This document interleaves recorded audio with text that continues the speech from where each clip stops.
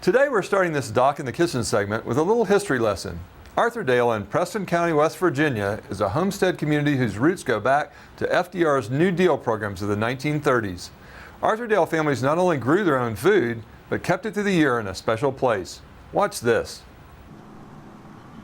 Here in Arthurdale, which was built during the 30s, when they built these houses, a lot of them did not have basements, but you were supposed to be able to raise your food and keep it through the winter, which is why they built these fruit cellars outside, or root cellars, or whatever it is you call it from wherever you are. And this portion was built as a tool shed where you could store your tools year-round when you were doing your gardening. And since you did not have a basement and you needed some place to store all the food that you were canning, they built these little areas for you to store your food in that stay cool all the time. They're open to the ground, so it was like a basement. So you could put your potatoes, your apples, you could whatever it was you canned, tomato juice, green beans, and it would stay fresh all through the winter. And you knew it was good food because you had done it yourself. These places are built to insulate the temperature so it stays the same year round. Someplace like 65 to 70 degrees. And it stays very comfortable that you could come out here on a hot day in the summer and cool off, almost like air-conditioned comfort. Well, that's really neat. I bet we have some viewers who remember using a fruit cellar, or maybe even still use one. Could be, and thanks to the folks from Arthurdale Heritage for showing us around.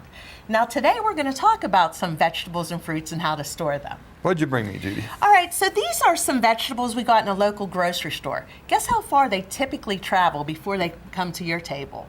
100 miles. Times 1,500 Whoa. miles. So that's why I'm a big fan of buying locally. And locally is within about 250 miles because the fruit or vegetable ripens on the vine, and that's important. And then you could store them in the fridge in a crisper, maybe poke holes in the bag. If you put it in a Ziploc bag, maybe leave the Ziploc open. They need air. You have to breathe. I didn't know that. That's right. Well, what'd you bring me already made up that I can eat? Doesn't this look good? It's quinoa and butternut with avocado and a lime dressing. Very simple. All right, I claim that one. You could have it because quinoa is an absolute complete protein. That is as good as a steak. And it's healthy and there's no meat. You will not miss it. All right. Well, that looks like it has meat in it. It looks like it has meat. Those are the mushrooms. This is sort of a fake pot roast.